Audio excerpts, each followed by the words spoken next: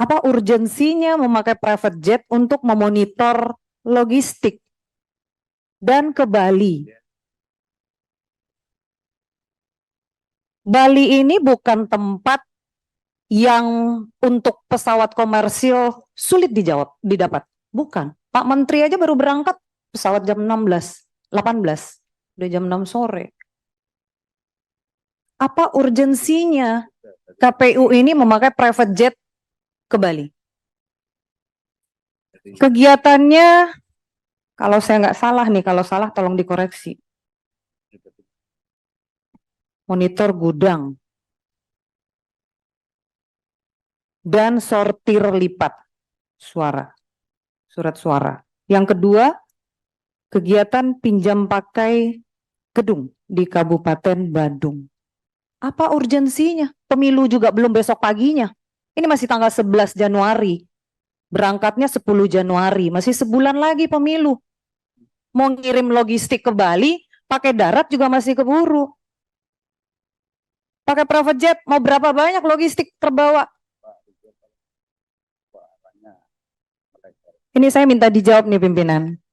Karena nggak masuk akal. Kalau hanya ngecek logistik, kalau taruhlah logistik dibawa pakai private jet untuk pedalaman. Pedalaman mana yang ada di Bali?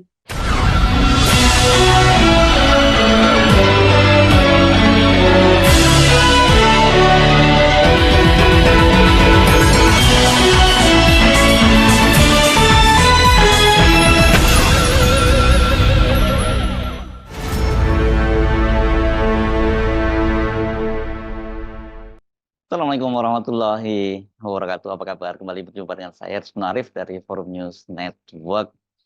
Pernyataan-pernyataan keras yang dilontarkan oleh anggota Komisi 2 berkaitan dengan gaya hidup hedon dari Komisioner KPU yang menggunakan mencarter pesawat dan kemudian juga mobil dinas pribadi yang mewah dan juga rumah dinas yang tidak ditinggali itu menimbulkan perdebatan yang cukup seru dalam rapat kerja antara Komisi 2 DPR RI dengan para penyelenggara pemilu khususnya KPU ya dan juga Kementerian Dalam Negeri.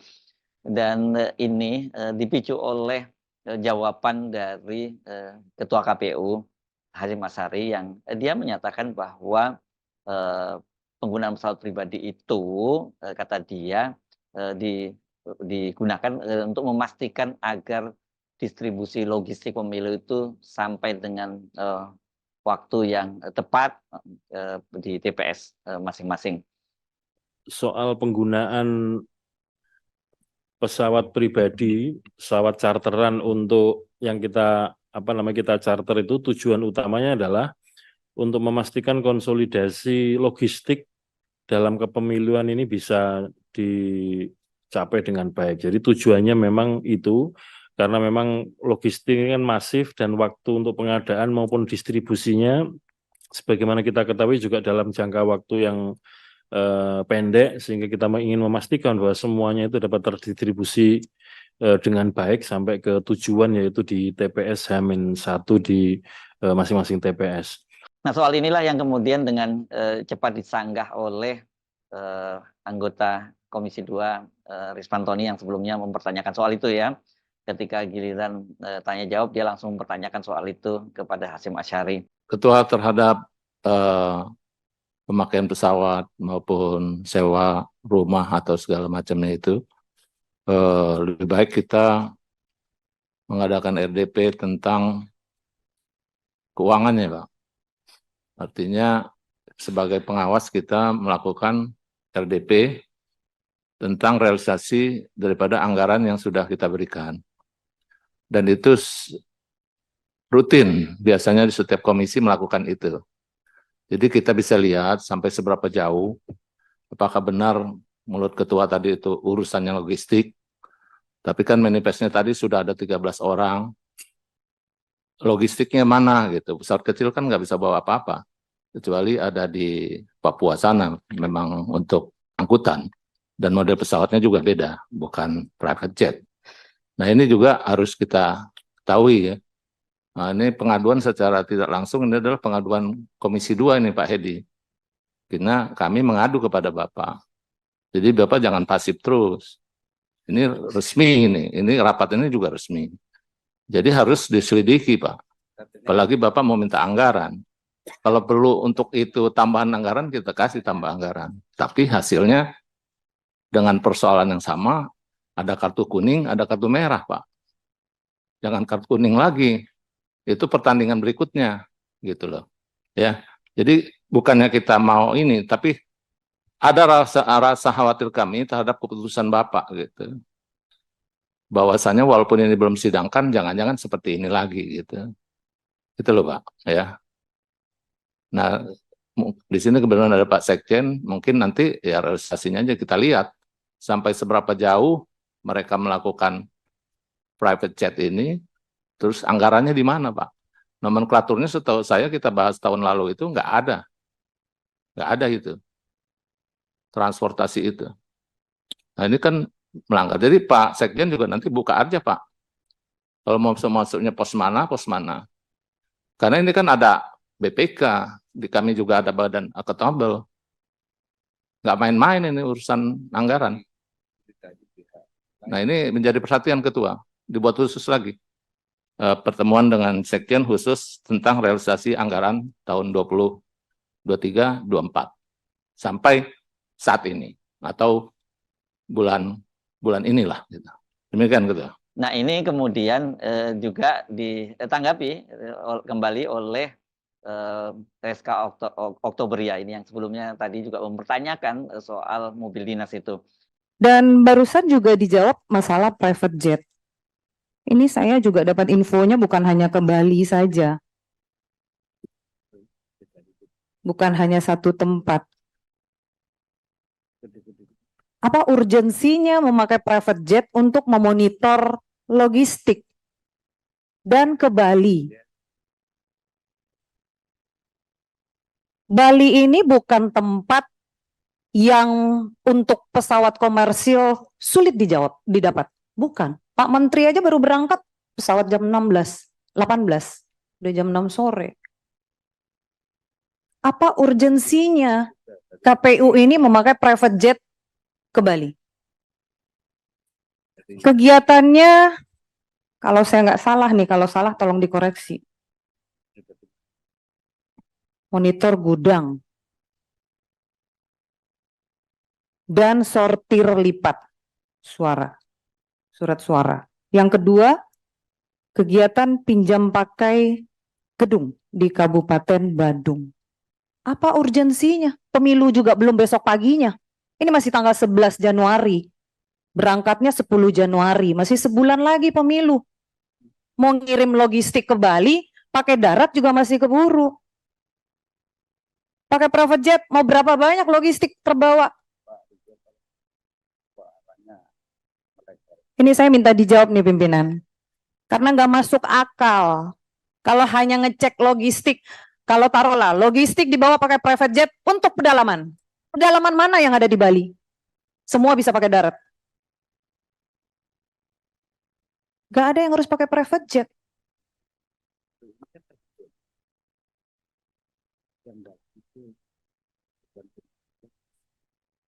Berikut saya juga tanya, yang PSU Kuala Lumpur, berapa jumlah petugas dari Indonesia yang dibawa ke Kuala Lumpur? Berapa orang jumlahnya? Coba dijawab.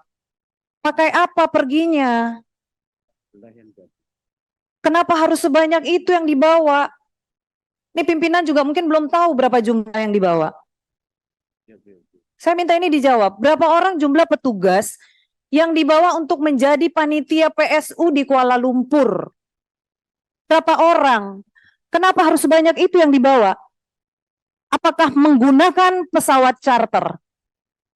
Kita tunggu. Terima kasih pimpinan. Nah, pernyataan dari Reska Oktobria ini rupanya membuat anggota DPR lain di Komisi 2 itu juga kemudian menimpalinya dengan mengusulkan agar itu dibuat panja ya atau panitia kerja, karena saya kira ini memang penting untuk dibahas secara tersendiri seperti juga tadi diusulkan oleh Risantoni ya, mesti kalau Risantoni tadi nggak menyatakan panja tapi katanya kalau perlu ada RPDP atau rapat kerja lagi ya. Dan soal inilah yang kemudian coba ditengahi oleh Ketua Komisi 2 Ahmad Doli Kurnia. Pimpinan, izin. Silakan, Bang. Terima kasih. Ini sepertinya sudah jam 9 malam dan kelihatannya KPU juga belum tentu siap ini menjawab nih. Barangkali saya usul bagaimana kalau kita ambil keputusan aja, kita lanjut langan panja kemudian. Jadi kita bentuk aja panja dan kita akan bedah lagi lebih dalam lagi nantinya. Barangkali begitu usul. Terima kasih. Tapi Ya. saya tambahkan sedikit pimpinan, ini Indonesia sudah melihat dan mendengar. Ini marwah Komisi 2 DPR RI, 76 triliun yang harus kita pertanggungjawabkan di mata masyarakat Indonesia. Mau sampai pagi, pagi Pak. Bukan masalah jam 9 KPU nggak siap, mereka tahu ada evaluasi hari ini. Kita udah menunggu mereka berapa kali. Terima kasih pimpinan. Ya, coba diselesaikan di Poksi dulu nih Pak.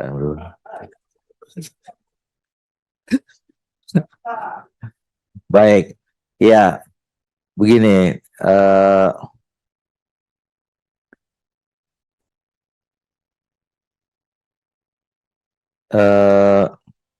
Ya ini masalah yang saya kira serius ya, tapi juga kemudian harus kita dapatkan bukti-bukti jawaban yang juga mendukung gitu. Nah, jadi saya sekali lagi mempersilahkan, silakan jawab pertanyaan itu. Tapi setelah itu mungkin saya kira memang harus ada pendalaman yang lebih lanjut gitu ya. Ya, tapi gini, sekali lagi ini serius Pak. Ya, apa yang disampaikan ini semua ini serius dan memang harus kita tuntaskan supaya juga jangan jadi berita yang ya kalau benar ya harus ada kebenarannya gitu. Nah kalau dan kemudian mungkin harus ada perbaikan. Nah jadi ini yang nanti mungkin akan kita tindak lanjuti dengan teman-teman untuk panja gitu. Nah panja itu nanti urusan internal kita Pak. Ya nanti mungkin sekali lagi kita akan rapat internal, kita akan lakukan itu. Silakan sekali lagi. Nah, menanggapi soal ini, rupanya ada kekhawatiran ya kalau soal-soal yang sifatnya personal ini tadi kemudian dibuka kepada umum, itu akan menimbulkan semacam apa ya, semacam krisis kredibilitas itu, tidak hanya KPU tapi juga dikhawatirkan ke DPR. Itulah yang kemudian Wakil Ketua Komisi 2 Junimat Girsang ini dari PDIP itu memperingatkan soal itu dan dia meminta agar masalah seperti ini harusnya dilakukan dalam RPDP yang tertutup juga tidak terbuka. Menanggapi sedikit, tentu rapat kita rapat yang bermarwah. Ya, kita selalu menuntut etika. Dan kita juga di sini Komisi 2 harus punya etika. Ya, kalau kita bicara etika tentu dasarnya etika juga. Saya tidak membela siapapun di sini, tapi kita mendudukkan kata-kata yang betul-betul bisa diterima secara umum dan tidak menjadi bahan mass media ya yang berakhir kepada ketidakbenaran. Jadi kita harus clear dulu.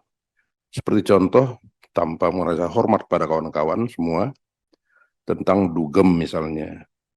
Ini kan perlu pembuktian. Ya, perlu pembuktian, terus tentang asusila.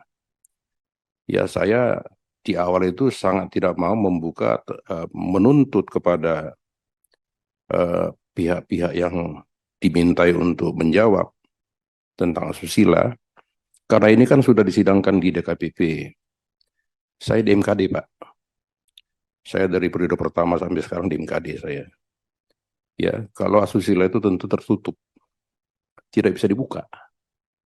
Kan begitu. Ya. Jadi tolong juga kita mempunyai etika untuk menuntut jawaban secara beretika juga supaya jangan menjadi fitnah. Yang ketiga tentang private jet. Ya. Tentu ini bisa dijawab oleh KPU. Ya, dijawab tentu dengan dasar yang betul-betul memang ada anggarannya. Ya, mungkin dari logistik, ya, dan ada tujuannya. Ya, kenapa sampai 3, 4, 10 seperti tadi sampaikan 13? Tentu ada alasannya. Nah, maksud saya supaya sidang ini juga bermarwah, rapat ini bermarwah dan tidak menjadi bahan bully di luar. Ya, karena di media sudah masuk saya baca ini di kumparan mengenai private jet segala macam itu, dugem private jet. Ini kan bisa merugikan kita semua. Nah, oleh karena itu, ya, saran saya, kalau hal-hal yang betul-betul sangat privat pribadi, ya sudah tertutup saja. Atau tertulis. Atau rapat ini tertutup. Saudara Hasim. Jadi menurut saya hal-hal yang tidak perlu dibuka, jangan dibuka di sini, Pak. Bapak juga punya hak untuk tidak menjawab.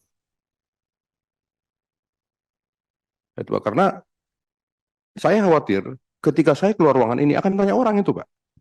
Terus saya jawab apa? Ya, doorstop, saya kejebak di jawaban, itu dipelintir lagi, Pak. Nah, tolong kita sama-sama memahami lah situasi ini. Kalau sifatnya pribadi, ya pribadi saja. Ya, dibuka secara tertutup. Ya, kalau masalah private jet, silakan dijawab.